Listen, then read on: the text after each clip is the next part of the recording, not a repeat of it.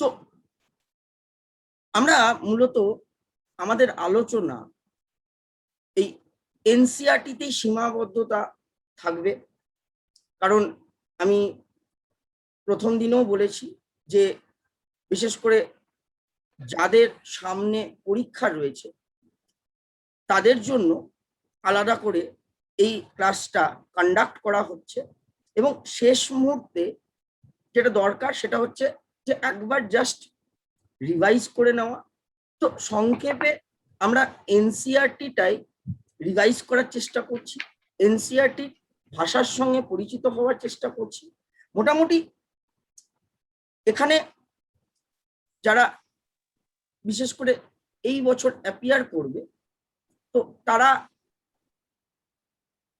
স্বাভাবিকভাবে আমার কাছেই পড়ে গেছো, আমার সঙ্গেই মূলত এই বিষয়বস্তুগুলো আলোচনা করেছো। ফলে তোমাদের যেভাবে শেখানো হয়েছে বা তোমরা যেভাবে হয়তো শিখেছো বা তোমাদের সঙ্গে যেভাবে আলোচনা হয়েছে, বলতে পারো যে তোমাদের মোটামুটি সাধারণ ধারণা, সুস্পষ্ট ধারণা রয়েছে। ফলে তোমাদের সুবিধা হওয়ার কথা নয়, কারণ এনসিইআরটি যে বিষয়বস্তু সেটার সঙ্গেও তোমরা পরিচিত। তো আমরা যদি একবার রিভাইজ করতে পারি, ভাষার সঙ্গে পরিচিত করতে পারি, তাহলে সেখানে দেখবে যে তোমাদের বিষয়বস্তুগুলো জানা রয়েছে। তো সেটাই একবার দেখে নেওয়া যে সব জানা আছে কিনা, কোনো এমন বিষয়বস্তু রয়েছে যে রয়েছে, এমন কোনো বিষয়বস্তু রয়েছে কিনা যেটা জানা নেই বা কিছু, সেটা আলাদা করে চিহ্নিত করে নেওয়া। আচ্ছা, কারোর কিছু প্রবলেম হচ্ছে আমি একবার দেখে নেওয়ার চেষ্টা করব। প্রীতম একটু মিউট করবে, প্রীতম একটু মিউট করবে, ঠিক আছে? ঠিক আছে। তো আমরা স্বাভাবিকভাবে এবার এগিয়ে যাব। তো অ্যানিম্যাল কিংডম শুরু করার পূর্বে দু চার কথা বলবো, যেটা হয়তো প্রয়োজন। সেটা হচ্ছে যে আমাদের বৃহৎ জীব বৈচিত্র্য, ভাস্ট বায়োডাইভার্সিটি আমরা বলতে পারি। আর এই বৃহৎ জীব বৈচিত্র্যের মধ্যে থেকে বিভিন্ন জীবকে চিহ্নিত করার জন্য আমরা বলতে পারি so that we can identify them, আমরা বলতে পারি so that we can classify them, and so that we can give a proper name to them. Earlier we have discussed, আমরা আলোচনা করেছি যে generally the science of classification of animals, identification and the process of giving their names, আমরা বলতে পারি the process of binomial nomenclature is generally known as taxonomy. তো আমরা ট্যাক্সোনমিতে দেখেছি যে একটি নির্দিষ্ট পদ্ধতি আমরা অনুসরণ করি। তো আমাদের এই বৃহৎ জীববৈচিত্র্য থেকে নির্দিষ্ট করে কোনো জীবকে চিহ্নিত করতে হলে আমরা বলতে পারি যে তার শ্রেণীবিন্যাস বিশেষভাবে প্রয়োজন রয়েছে। তো বিভিন্ন শ্রেণীবিন্যাসের পদ্ধতি পূর্বে প্রচলিত ছিল, জীবজগৎকে বিভিন্ন ভাবে ভাগ করে নেওয়া হয়েছে নিজেদের সুবিধার্থে। আমরা সাধারণত 5 কিংডম ক্লাসিফিকেশন সিস্টেম আলোচনা করে থাকি, 5 রাজ্য শ্রেণীবিন্যাস। সাধারণত এই 5 রাজ্য শ্রেণীবিন্যাসের প্রবক্তা হলেন, আমরা বলতে পারি, Robert herding Whitaker. 5 kingdom classification was actually proposed by Robert Harding Whittaker. আমরা জানি যে এই 5 রাজ্য যে শ্রেণী বিন্যাস রয়েছে, এখানে জীবজগৎকে 5টি রাজ্যে ভাগ করা হয়েছে। আমরা দেখব, এক হচ্ছে মোনেরা, যেখানে সকল প্রোক্যারিওট জীবকে অন্তর্ভুক্ত করা হয়। দ্বিতীয় হচ্ছে আমরা বলতে পারি প্রোটিস্টা। আমরা দেখব এককোষী ইউক্যারিওট গুলিকে মূলত এই প্রোটিস্টার অন্তর্গত করা হয়। ফাঙ্গি বা ফাঞ্জাই, আমরা বলতে পারি যে এরা ক্লোরোফিল বিহীন উদ্ভিদ, অনুন্নত উদ্ভিদ, ক্লোরোফিল বিহীন। এরপরে প্ল্যান্ট কিংডম, স্বাভাবিকভাবে আমরা প্ল্যান্ট কিংডমেও দেখব যে বিভিন্ন আলাদা আলাদা শ্রেণী রয়েছে। আর সর্বশেষে সব থেকে উন্নত আমরা বলতে পারি অ্যানিম্যাল কিংডম। তো অ্যানিম্যাল কিংডম বা প্রাণী রাজ্য এর নির্দিষ্ট আমরা কিছু বৈশিষ্ট্য প্রথমেই পেয়ে থাকি। আমরা বলতে পারি যে ইউক্যারিওট, এরা সাধারণত এরা বহুকোষী। এরা তুলনামূলকভাবে অন্যান্য যে সকল রাজ্য আমরা দেখতে পাই সেই সকল রাজ্যগুলি থেকে উন্নত। তো আমরা একটু আলাদা আলাদা করে দেখে নেওয়ার চেষ্টা করব যে এই প্রাণী রাজ্যের অন্তর্গত বা অ্যানিমাল কিংডমের অন্তর্গত সাধারণত কি কি ধরনের জীব আমরা পেয়ে থাকি। বলছে প্রথমেই দেখবো যে বেসিস অফ ক্লাসিফিকেশন। এনসিইআরটি শুরুতেই সাধারণত আলোচনা করা হয়েছে বেসিস অফ ক্লাসিফিকেশন, অর্থাৎ কিসের উপর নির্ভর করে সাধারণত এই প্রাণী জগৎকে, অ্যানিমাল রাজ্যকে অর্থাৎ কিংডম, অ্যানিমাল কিংডমকে সাধারণত ভাগ করা হয়েছে বা তার শ্রেণীবিন্যাস করা হয়েছে। সেটা সব থেকে বেশি গুরুত্বপূর্ণ। সেটা যদি আমরা প্রথমে বুঝে নিই তাহলে আমাদের এই শ্রেণীবিন্যাস পড়তে গিয়ে যেটা সকলের ক্ষেত্রে অসুবিধা হয়, আমরা বলতে পারি যে বৈশিষ্ট্য মনে রাখতে অসুবিধা হয়, তো সেটা আশা করছি অসুবিধা হবে না। হ্যাঁ, তো আমরা সাধারণত কি দেখতে পাই? আমরা দেখতে পাই অ্যারেঞ্জমেন্ট অফ সেলস, অর্থাৎ কোষের বিন্যাস। বলতে পারো এখানে অ্যারেঞ্জমেন্ট অফ সেলস শুধু কোষের বিন্যাসকে নির্দেশ করছে না। অ্যারেঞ্জমেন্ট অফ সেলস বলতে সাধারণত কোষ বলা যেতে পারে যে কিভাবে সরল থেকে জটিলতর হয়, অর্থাৎ সিম্পল থেকে কমপ্লেক্স হয়। এক কথায় আমরা প্রথমেই দেখেছি যে এই প্রাণী জগতে সকল জীবই হচ্ছে বহুকোষিত। প্রাণী জগতের অন্তর্গত সকল জীবই হচ্ছে বহুকোষী। তো যেহেতু একাধিক কোষ নিয়ে গঠিত, তো সেখানে আমরা আমাদের এই অভিজ্ঞতা রয়েছে, আমরা বলতে পারি যে কোষের সমন্বয়ে কলা গঠিত হয়, কলার সমন্বয়ে অঙ্গ, অঙ্গের সমন্বয়ে তন্ত্র, এবং আমরা বলতে পারি তন্ত্রের সমন্বয়ে জীবদেহ। তো এখানে যেটা আমরা দেখব যে অ্যারেঞ্জমেন্ট অফ সেলস বলতে যেটা বোঝাচ্ছে সেটা হচ্ছে যে কমপ্লেক্সিটি অফ সেলস, অর্থাৎ তার জটিলতাকে নির্দেশ করছে। অর্থাৎ শুধুমাত্র কোষীয় সংগঠনের স্তর দেখতে পাই, অর্থাৎ সেলুলার অর্গানাইজেশন দেখা যায় না, কোষের সমন্বয়ে কলাতন্ত্র গঠিত হয়েছে না, দেহে অঙ্গতন্ত্র উপস্থিত রয়েছে, এইটা নির্দেশ করছে অ্যারেঞ্জমেন্ট অফ সেলস। এটা বুঝতে হবে। দ্বিতীয় হচ্ছে বডি সিমেট্রি, প্রতিসমতা। আমরা এটা আলাদা করে আলোচনা করব। আমরা দেখে নিই যে এটা একটা গুরুত্বপূর্ণ বিষয় যার উপর নির্ভর করে প্রাণী জগতের শ্রেণীবিন্যাস করা হয়ে থাকে, এটা জেনে নেব। সাধারণত আমরা দেখব যে পরবর্তী গুরুত্বপূর্ণ বিষয় হলো নেচার অফ সিলম। সিলম কি আমি সংক্ষেপে বলি। আমাদের দেহ গহ্বরকে সিলম বলে, আমাদের দেহ গহ্বরকে সিলম বলে। দেহ গহ্বর আমরা বলতে পারি যে আমাদের প্রাচীর গাত্র, উভয় পাশের দেহ প্রাচীর গাত্র। আমরা দেখব যে দেহ প্রাচীর গাত্র মধ্যে যে গহ্বর রয়েছে, দেহের মধ্যে যে গহ্বরটি আমরা দেখব, অর্থাৎ উভয় প্রাচীর গাত্র দ্বারা যেটি মূলত সারাউন্ডেড, সেই দেহ গহ্বরকে বলা হচ্ছে সিলম, সিলম বা বডি ক্যাভিটি। তো এই সিলমের উপর নির্ভর করে প্রাণী জগতের শ্রেণীবিন্যাস করা হয়। প্যাটার্নস অফ ডাইজেস্টিভ সিস্টেম, এখানে ডাইজেস্টিভ সিস্টেম বলতে পারো নিউট্রিশন, অর্থাৎ পুষ্টির প্রক্রিয়ার উপর নির্ভর করে পুরো প্রাণী জগৎটাকে ভাগ করা হয়ে থাকে। সার্কুলেশন পদ্ধতি, দেহে সংবহনের পদ্ধতি দেখি। রিপ্রোডাক্টিভ সিস্টেম একটা খুব গুরুত্বপূর্ণ, কারণ সকল পর্বের ক্ষেত্রে যখন আমরা বৈশিষ্ট্য আলোচনা করি আমরা দেখব যে বিশেষ গুরুত্ব দিয়ে তাদের জননের প্রক্রিয়া আলোচনা।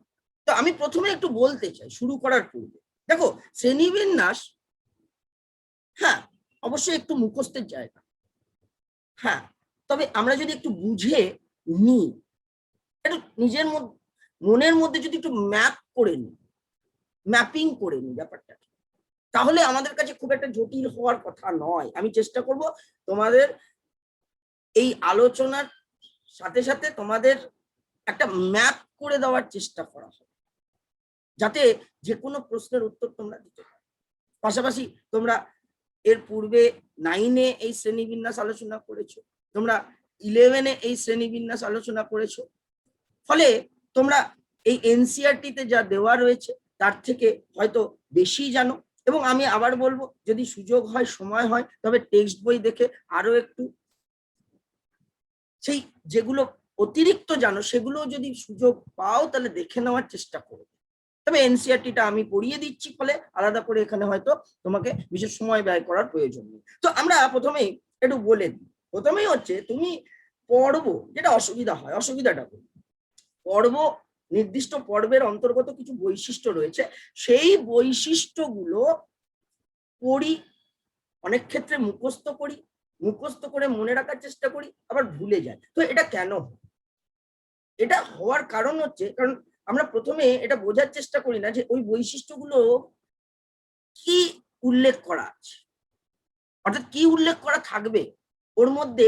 এই জিনিসগুলো যেগুলো তোমার স্ক্রিনে রয়েছে সেইগুলোই উল্লেখ করা থাকে, অর্থাৎ তার cellular organisation, level of organisation, arrangement of cells উল্লেখ করা থাকে, তাদের দেহের কোষীয় জটিলতা, কোষীয় সংগঠনের জটিলতা, দেহের জটিলতা, এগুলো সম্পর্কে প্রথমে বলা থাকে। তাদের বৈশিষ্ট্য, বৈশিষ্ট্য আর কি দেখবো, তাদের সিমেট্রি, প্রতিসমতা বলা থাকে, তাদের সিলমের প্রকৃতি সম্পর্কে বলা থাকে, তাদের পুষ্টির প্রক্রিয়া আলোচনা করা থাকে, তাদের সংবহনের প্রক্রিয়া আমরা দেখতে পাই, তাদের জননের প্রক্রিয়া আমরা দেখতে পাই। তো এইগুলোই আলোচনা করা থাকে। এবার একটু ভেবে দেখো যে তোমরা মোটামুটি এর পূর্বে যে সকল ধারণা লাভ করেছো, সেই অভিজ্ঞতা কাজে লাগালে এই বৈশিষ্ট্যগুলো মনে রাখা খুব বিশেষ বড় ব্যাপার নয়। আজকে তোমাকে পট করে আমি যদি জিজ্ঞেস করি যে ফ্লেম কোষ কার রেচন অঙ্গ, তো তোমরা হয়তো চোখ বন্ধ করে অনেকে উত্তর দিতে পারবে যে ফ্লেম কোষ হচ্ছে সাধারণত আমরা বলতে পারি যে চ্যাপ্টা কৃমির রেচন অঙ্গ। চ্যাপ্টা কৃমি, ফ্ল্যাটওয়ার্ম যেমন প্ল্যানেরিয়া, বা আমরা বলতে পারি টেপওয়ার্ম, বা আমরা বলতে পারি যে প্ল্যাটিহেলমিনথিস। তো প্ল্যাটিহেলমিনথিস পড়তে গিয়ে আমরা ওটাই দেখবো যে ওই বৈশিষ্ট্যটি লেখা আছে যে তাদের রেচন অঙ্গ, তার মানে তাদের রেচনের প্রক্রিয়াটা বলা আছে, তাদের সুনির্দিষ্ট সংবহন তন্ত্র রয়েছে কিনা, যদি থাকে তাহলে সেটি কি ধরনের, তাদের সিলমের প্রকৃতি কি, তাদের জননের প্রক্রিয়া কি, সেই জিনিসগুলোই আলোচনা করা হয়েছে। হ্যাঁ, আরেকটা জিনিস বুঝে নেওয়ার দরকার আছে শুরু করার পূর্বে, সেটা হলো যে যত আমি পর্ব ধরে এগিয়ে যাব, অর্থাৎ আমরা জানি, আমাদের অভিজ্ঞতা রয়েছে যে সব থেকে সরলতম পর্ব হচ্ছে পরিফেরা, পরিফেরার পর নিডারিয়া, নিডারিয়ার পর টিনোফোরা, টিনোফোরার পর আমরা বলতে পারি প্ল্যাটিহেলমিনথিস, তারপরে নিমাটোড, অ্যানেলিড, আর্থ্রোপোড, মোলাস্ক ইত্যাদি ইত্যাদি ইত্যাদি। তো এখানে একটা ট্রেন্ড রয়েছে, ট্রেন্ডটা বুঝতে হবে, তাহলে ট্রেন্ডটা বুঝলে মুখস্থ করে মনে রাখতে অসুবিধা হয় না। ট্রেন্ডটা কি? ট্রেন্ডটা হচ্ছে যে বৈশিষ্ট্য যত আমি এগিয়ে যাব তত জটিল হবে, এই ট্রেন্ডটা বুঝতে হবে। বৈশিষ্ট্য তত জটিলতর হবে, কারণ পরিফেরান্স হচ্ছে সব থেকে সরল, তার থেকে তুলনামূলক জটিল হচ্ছে নিডারিয়া, তার থেকে তুলনামূলক জটিল হচ্ছে প্ল্যাটিহেলমিনথিস। তো বৈশিষ্ট্যের জটিলতা বৃদ্ধিপ্রাপ্ত হবে। এই ট্রেন্ডটা বুঝলে আমরা একটু যদি তুলনা করেও পড়ি তাহলে আরো মনে রাখতে সুবিধা হয়। আচ্ছা, এগিয়ে যাই এবার সরাসরি। বলছে প্রথমে সেলুলার অর্গানাইজেশন। তো আমি একটু প্রথমেই বলি, তোমাদের অনেকের অভিজ্ঞতা রয়েছে যে এই প্রাণী জগতে সাধারণত দেখবো যে সকল জীবই হচ্ছে বহুকোষী। তো সাধারণত আমরা বলতে পারি যে এই কোষীয় সংগঠন বা কোষীয় জটিলতা আমরা আলোচনা করি, এবং এই কোষীয় জটিলতা বা কোষীয় সংগঠন সাধারণত বলা যেতে পারে যে একটি গুরুত্বপূর্ণ বিষয়, যার উপর নির্ভর করে প্রাণী জগতের শ্রেণীবিন্যাস করা হয়েছে। আমি একটু মনে করাই, সাধারণত আমরা দেখেছি যে কোষীয় সংগঠনের স্তর দেখা যায়, কিন্তু কলাতন্ত্র অনুপস্থিত, তাদেরকে আমরা প্যারাজোয়া বলি। এই প্যারাজোয়ার অন্তর্গত একটি পর্ব রয়েছে পরিফেরা, আশা করছি অনেকেই মনে করতে পারবে, এটা বারবার আমরা পড়েছি। তো পরিফেরান একমাত্র তাদের ক্ষেত্রে সেলুলার অর্গানাইজেশন দেখা যায়, সেলুলার লেভেল অফ অর্গানাইজেশন দেখা যায়, অর্থাৎ তাদের কোষীয় সংগঠনের স্তর রয়েছে কিন্তু কলাতন্ত্র নেই, অর্থাৎ কোষের দেহ একাধিক কোষ নিয়ে গঠিত, বিভিন্ন ধরনের কোষ নিয়ে গঠিত, প্রতিটি কোষ স্বতন্ত্রভাবে কাজ করে, কিন্তু কোষের সমন্বয়ে তাদের দেহে কলাতন্ত্র, সুনির্দিষ্ট কোনো কলাতন্ত্র দেখা যায় না। কিন্তু পরিফেরা বাদ দিয়ে যদি আমি বাকি সকলের ক্ষেত্রে দেখি, সকলের ক্ষেত্রে বলতে নিডারিয়া, টিনোফোরা, প্ল্যাটিহেলমিনথিস এদের ক্ষেত্রে যদি তুলনা করি, তাহলে দেখবো যে এদের সুগঠিত কলাতন্ত্র উপস্থিত, অর্থাৎ কোষীয় সংগঠনের যে স্তর সেটি জটিলতা বৃদ্ধিপ্রাপ্ত হয়েছে, সেটি কলাতন্ত্র গঠন করেছে এদের দেহে। তো এই ট্রেন্ডটা আমাকে বুঝতে হবে। আচ্ছা, একটু পড়বো। বলছে দো all members of Animalia are multicellular, তার মানে সকলেই বহুকোষী, all of them do not exhibit the same pattern of organization, অর্থাৎ কোষীয় সংগঠনের যে স্তর সেটা সকলের ক্ষেত্রে এক নয়। For example, in sponges the cells are arranged as loose cells, aggregates, অর্থাৎ শুধু কোষের সমন্বয়ে গঠিত, aggregates of cell। স্পঞ্জের ক্ষেত্রে, স্পঞ্জ অর্থাৎ পরিফেরার অন্তর্গত, পরিফেরানদের ক্ষেত্রে আমরা দেখবো they show only cellular aggregation, অর্থাৎ তাদের বিভিন্ন ধরনের কোষ দেখা যায়, কিন্তু কোষের সমন্বয়ে কখনো কলাতন্ত্র দেখা যায় না। এই জন্য এদের ক্ষেত্রে শুধু সেলুলার লেভেল অফ অর্গানাইজেশন দেখতে পাই, টিস্যু লেভেল অফ অর্গানাইজেশন দেখা যায় না, টিস্যু লেভেল অফ অর্গানাইজেশন দেখা যায় না। Some division of labour occur among the cells. তাহলে শ্রমের বিভাজন, ওই যে আমি প্রথমেই উল্লেখ করলাম যে তাদের প্রতিটি কোষ, আমরা দেখব দেহের মধ্যে বিভিন্ন কোষ রয়েছে, কোষীয় সংগঠনের স্তর রয়েছে, এবং প্রতিটি কোষ স্বতন্ত্রভাবে কাজ করে, এবং এই প্রতিটি কোষের মধ্যে শ্রমের বিভাজন দেখা যায়। ডিভিশন অফ লেবার অর্থাৎ শ্রমের বিভাজন এই কোষের মধ্যেই সীমাবদ্ধ, যেটা জটিলতর জীবের ক্ষেত্রে, বিশেষ করে টিস্যু লেভেল অফ অর্গানাইজেশন যাদের আমরা দেখতে পাই, তাদের ক্ষেত্রে কলা দ্বারা এই কাজ সম্পন্ন হয়, অর্থাৎ শ্রমের বিভাজন কলাতন্ত্র দ্বারা সম্পন্ন হয়, কিন্তু এদের ক্ষেত্রে সেটা কোষের মধ্যেই সীমাবদ্ধ। ইন সিলেন্টারিস, এই যে এর পরবর্তী পর্ব সিলেন্টারিস মানে নিডারিয়ান্স এর ক্ষেত্রে আমরা দেখবো the cells performing the same function are arranged into tissues, অর্থাৎ নিডেরিয়ানদের ক্ষেত্রে আমি দেখবো যে কলাতন্ত্র উপস্থিত, শুধু নিডেরিয়ানদের ক্ষেত্রে নয়, নিডেরিয়ানের থেকে শুরু করে সকলের ক্ষেত্রেই দেহে কলাতন্ত্রের উপস্থিতি দেখা যায়। তবে পার্টিকুলারলি নিডেরিয়ানদের ক্ষেত্রে আমরা টিস্যু লেভেল অফ অর্গানাইজেশন দেখতে পাই, টিস্যু লেভেল অফ অর্গানাইজেশন, অর্থাৎ দেহের কলাতন্ত্র দেখা যায়। অঙ্গতন্ত্র কেন বলছি, দেখো টিস্যু লেভেল অফ অর্গানাইজেশন, আমাদেরও টিস্যু আছে, আমরাও বলতে পারি সব থেকে জটিল স্তন্যপায়ী, স্তন্যপায়িকা টিস্যু লেভেল অফ অর্গানাইজেশন, অ্যানালিডসেরও আছে, প্ল্যাটিহেলমিনথিসেরও থাকবে, কিন্তু আমরা সিলেন্টারিসের ক্ষেত্রে এই ভাষাটা ব্যবহার করি বিশেষ করে কারণ তাদের অঙ্গতন্ত্র নেই, তাদের কোষের সমন্বয়ে শুধু কলাতন্ত্রই আছে, অর্গান লেভেল দেখা যায় না, অর্গান লেভেল অফ অর্গানাইজেশন দেখা যায় না, টিস্যু লেভেল অফ অর্গানাইজেশন মনে রাখতাম। Organ level of organisation is exhibited by members of platyhelminths, তাহলে প্ল্যাটিহেলমিনথিস থেকে কি দেখবো, তাদের দেহে অঙ্গের উপস্থিতি দেখা যাবে। এবার অঙ্গ কিভাবে গঠিত হয় না, আমরা স্বাভাবিকভাবে জানি কলার সমন্বয়ে অঙ্গ গঠিত, তাহলে আস্তে আস্তে বুঝতে পারছো এই ট্রেন্ডসটা বুঝতে হবে। তাহলে এবার এমনি বলতে পারি একটি করে বৈশিষ্ট্য, পরিফেরার বৈশিষ্ট্য কি, সেলুলার লেভেল অফ অর্গানাইজেশন, তুলনামূলকভাবে জটিল নিডারিয়া, তাদের বৈশিষ্ট্য কি, টিস্যু লেভেল অফ অর্গানাইজেশন। তারপরে প্ল্যাটিহেলমিনথিস থেকে শুরু করে একদম কর্ডেট, বিশেষ করে ম্যামালস পর্যন্ত সকলের ক্ষেত্রেই আমরা বলতে পারি যে অর্গান লেভেল অফ অর্গানাইজেশন দেখা যায়। আমরা বলতে পারি যে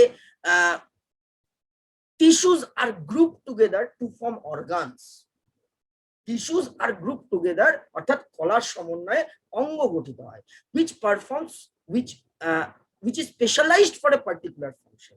আমরা জানি অর্গানের কাজ কি, নির্দিষ্ট অঙ্গ নির্দিষ্ট কাজ সম্পন্ন করে, যেমন হার্ট তার একটা নির্দিষ্ট কাজ আছে ব্লাড পাম্প করা, কিডনি তার একটা নির্দিষ্ট কাজ আছে রেচন বা এক্সক্রিশন। তো এখানে আমরা সাধারণত অর্গান লেভেল, বিশেষ করে প্ল্যাটিহেলমিনথিস থেকে শুরু করে সকলের ক্ষেত্রে অর্গান লেভেল অফ অর্গানাইজেশন দেখা যায়। এগিয়ে যাব, বলছে in animals like annelids, arthropods, molluscs, echinoderm, মানে এর পরবর্তী যে পর্বগুলি রয়েছে, আমরা দেখবো organs have associated to form functional system. শুধু তাই নয়, এবার দেখো প্ল্যাটিহেলমিনথেস থেকে অর্গান সিস্টেম দেখতে পাচ্ছি, কিন্তু আরো জটিল হচ্ছে। প্ল্যাটিহেলমিনথেসের পর পরবর্তী পর্বগুলো, বিশেষ করে অ্যানেলিড, আর্থ্রোপড, মোলাস, ইকাইনোডার্ম এবং কর্ডেট, তাদের ক্ষেত্রে আরো জটিল সংগঠন দেখতে পাচ্ছি। কি আমরা জানি, কোষের সমন্বয়ে কলা, কলার সমন্বয়ে অঙ্গ, অঙ্গের সমন্বয়ে তন্ত্র, ফাংশনাল সিস্টেম। সো এখানে লেখা রয়েছে যে organs have associated to form functional system, তার মানে অঙ্গের সমন্বয়ে তন্ত্র গঠিত হয়েছে।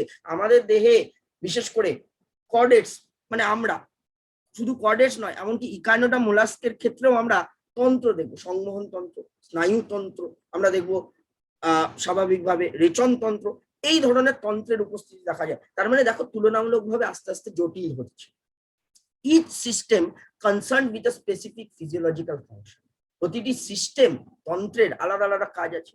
তাহলে আমরা যে সেল মানে কোষীয় সংগঠনের স্তর যেটা আলোচনা করি, সেটা দেখতে পাচ্ছি যে যত পর্ব ধরে নিম্ন স্তরের পর্ব থেকে সর্বোচ্চ স্তরের পর্বে যত এগিয়ে যাচ্ছি, সেই আমরা বলতে পারি যে এই কোষীয় সংগঠনের স্তর তুলনামূলকভাবে জটিল হচ্ছে। তো এইটুকু যদি মনে রাখতে পারি যে পরিফেরার ক্ষেত্রে সেলুলার লেভেল, নিডারিয়া বা সিলেন্টারিস এর ক্ষেত্রে টিস্যু লেভেল, আর যদি মনে রাখতে পারি যে প্ল্যাটিহেলমিনথেসের ক্ষেত্রে অর্গান লেভেল, আর প্ল্যাটিহেলমিনথেসের পরবর্তী তাদের ক্ষেত্রে আমরা দেখব যে তন্ত্র, ফাংশনাল সিস্টেম,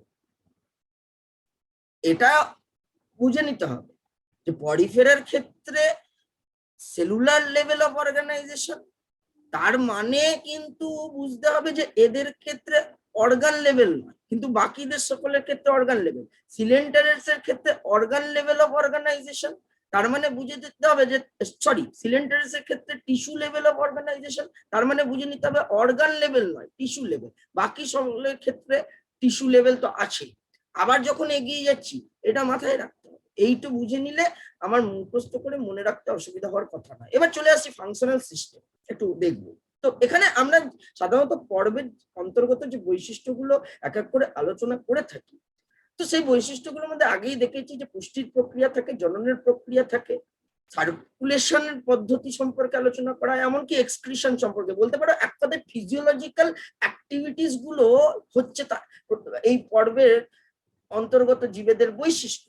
শারীরবৃত্তীয় প্রক্রিয়াগুলো, তো শারীরবৃত্তীয় প্রক্রিয়া কি? রেচন, জনন, পুষ্টি ইত্যাদি, এইগুলোই, আলাদা কিছু নয়। সাধারণত বৈশিষ্ট্য করতে গিয়ে এইগুলোই লেখা থাকে। দেখবে আরো একটা জিনিস গুরুত্বপূর্ণ, সেটা অ্যাড করে নেবে, সেটা হচ্ছে বাস্তুতান্ত্রিক ভূমিকা, সেটা হচ্ছে ইকোলজিক্যাল ফাংশন আমরা বলতে পারি।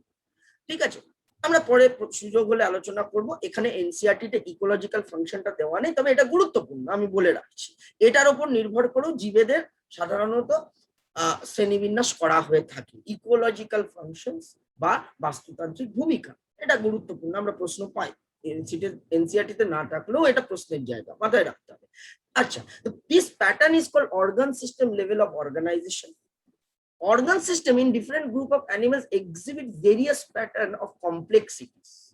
তাহলে এবার আমি organs system level of organisation যদি দেখি, তাহলে দেখব যে আলাদা আলাদা গ্রুপ অফ অর্গানিজমস, অর্থাৎ বিভিন্ন মানে গোষ্ঠীর জীবের মধ্যে এই অর্গান সিস্টেম লেভেল অফ অর্গানাইজেশনের জটিলতার মধ্যে পার্থক্য দেখা যায়, জটিলতার তারতম্য, অর্থাৎ বিভিন্ন ক্ষেত্রে বিভিন্ন জটিলতা দেখতে পাই। সবার এক নয়, সবার এক নয়। যেমন একটা সাধারণ উদাহরণ দিই, আজকে আমরা যদি দেখি যে mode of locomotion, mode of locomotion ইকাইনোডার্মের ক্ষেত্রে আমরা দেখবো শুধুমাত্র টিউব ফিট, খুবই সরল।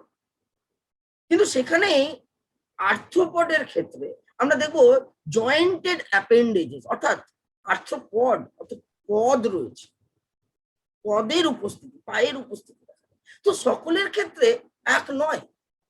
আমরা তুলনা করলে বুঝতে পারবো যে বিভিন্ন জীবের ক্ষেত্রে সেটা বিভিন্ন রকম এবং সেটা একে অপরের থেকে জটিল, এটাই বলা হয়েছে। For example, the digestive system in platyhelminthes has only a single opening to the outside of the body that serves as both mouth and anus and is hence called incomplete. এটা গুরুত্বপূর্ণ, রেড কালারে করা আছে। কি বলা হয়েছে বলছে, একটা উদাহরণ দিয়ে বোঝানো হয়েছে যে প্ল্যাটিহেলমিনথেস এর ক্ষেত্রে ডাইজেস্টিভ সিস্টেম পাই, কিন্তু সেটা অপর সকল জীবেদের ক্ষেত্রে বা অপর সকল পর্বের অন্তর্গত জীবেদের তুলনায় আমরা বলতে পারি যে অনেক সরল। কোন অর্থে সরল? বলছে এদের ডাইজেস্টিভ সিস্টেম রয়েছে, but the digestive system is actually incomplete. Why it is incomplete? Incomplete এই কারণে because it is having a single opening, একটি মাত্র ছিদ্র। তুমি যদি মানুষের সঙ্গে মানুষের ডাইজেস্টিভ সিস্টেম যদি একটু আলোচনা করে দেখো, তাহলে দেখবে যে এই ডাইজেস্টিভ সিস্টেমে আমরা পরিপাক নালী যেটি পেয়ে থাকি তার দুটি আমরা দেখবো যে ছিদ্র রয়েছে। এক হচ্ছে মুখ্য ছিদ্র আর অপরটি হচ্ছে পায়ু ছিদ্র। মুখ্য ছিদ্রের মাধ্যমে খাদ্য গ্রহণ করে থাকি, পায়ু ছিদ্রের মাধ্যমে অপাচ্য খাদ্যবস্তু নির্গত হয় মল রূপে। কিন্তু প্ল্যাটিহেলমিনথেস এর ক্ষেত্রে এটাই বলা হয়েছে যে একটি মাত্র ওপেনিং, একটি ছিদ্র। So the digestive system is incomplete. The digestive system is present but it is incomplete.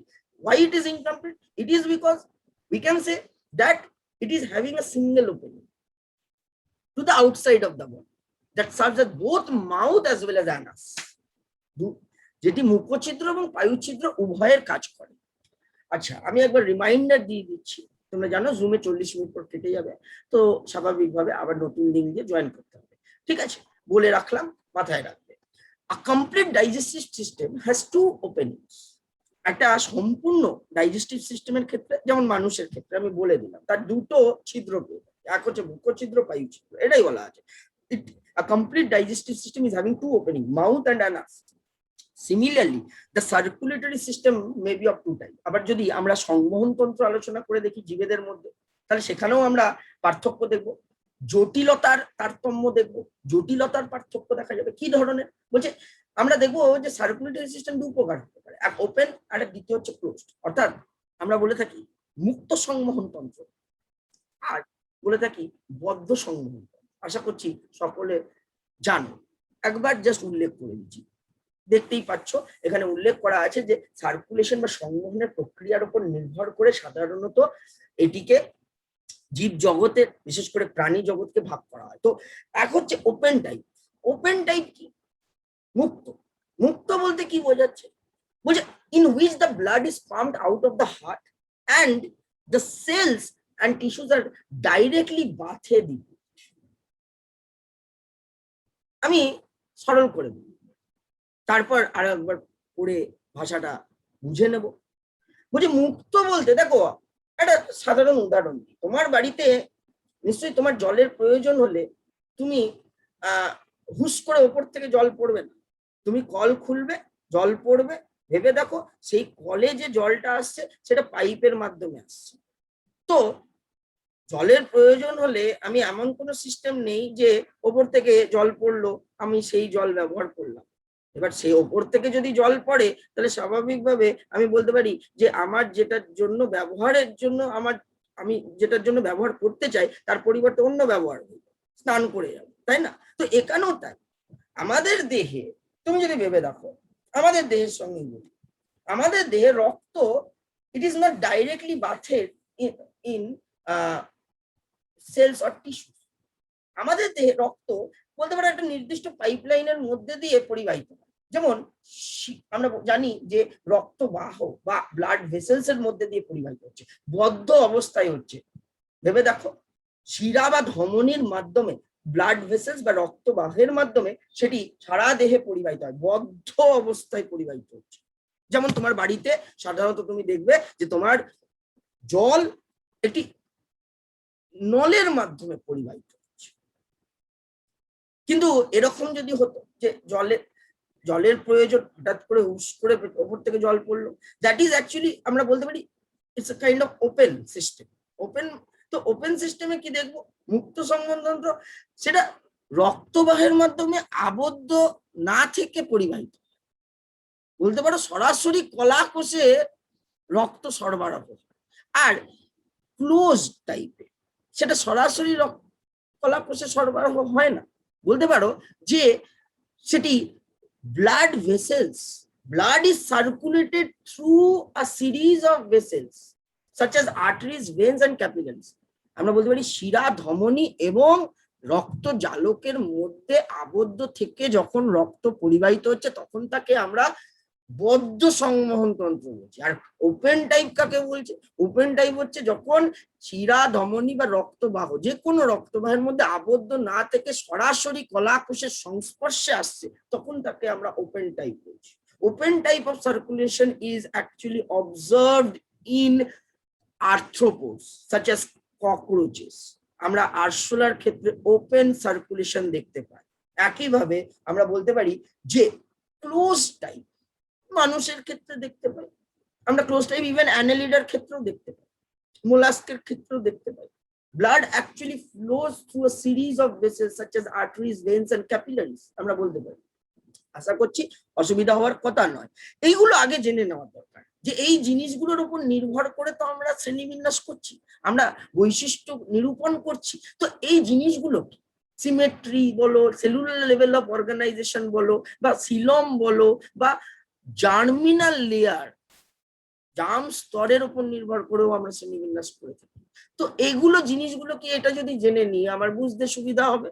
তো বলছে সিমেট্রি, প্রতিসম। দেখো আমি সরল করে আগে বলে দিই, তারপর আমি পড়ে দিচ্ছি। প্রতিসমতা, আশা করছি তোমাদের প্রতিসমতা সম্পর্কে সকলের ভালোই ধারণা রয়েছে, ফলে বেশি প্রতিসমতা বোঝানোর আমার তোমাদের দরকার। এটা এখানে আমরা দেখব যে প্রাণী জগৎকে বিশেষ করে প্রতিসমতা বা সিমেট্রির উপর নির্ভর করে সাধারণত তার শ্রেণীবিন্যাস করা হয়ে থাকে। তো সিমেট্রি, প্রতিসমতা একটা গুরুত্বপূর্ণ বলতে পারো বিষয়। আমরা সাধারণত 3 ধরনের সিমেট্রি দেখতে পাই প্রাণী জগতে। 3 ধরনের সিমেট্রি মাথায় রাখবো, যারা নোট ডাউন করছে ছোট ছোট করে শুনে শুনে একটু করলেও সুবিধা হবে। এক হচ্ছে অ্যাসিমেট্রি। অ্যাসিমেট্রি মানে অপ্রতিসম, অর্থাৎ কোনো প্রতিসমতাই নেই। দ্বিতীয় হচ্ছে আমরা বলতে পারি রেডিয়াল সিমেট্রি, অরীয় ভাবে প্রতিসম।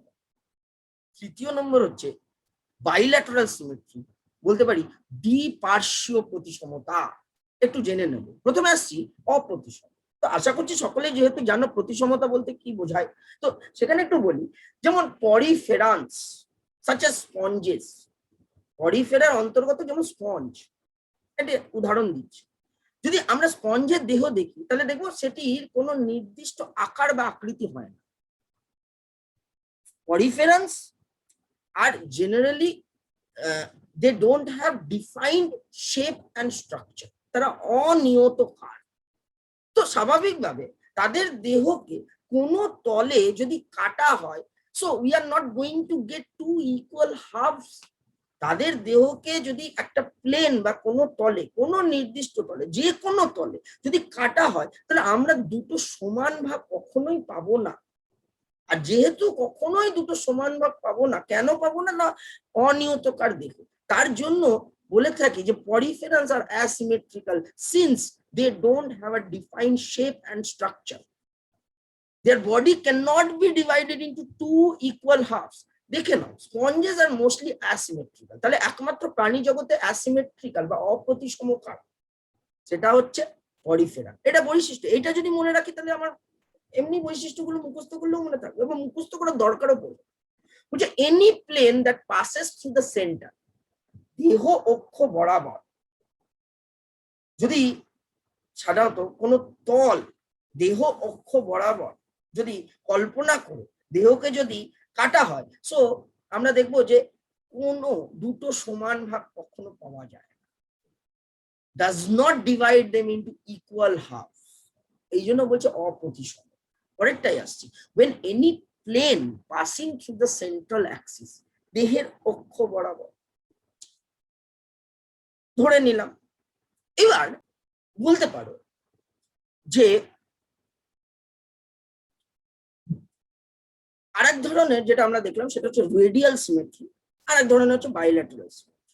তো রেডিয়াল সিমেট্রি, ঠিক আছে, রেডিয়াল সিমেট্রি অরীয় ভাবে প্রতিসম। আমি সরল করে প্রথমেই বলে দিই, সাধারণত যাদের দেহ চোঙাকৃতি, দেখতেই পাচ্ছ ওপরে রেডিয়াল সিমেট্রির পাশে একটা ছবি দেওয়া রয়েছে, অরীয় ভাবে প্রতিসম।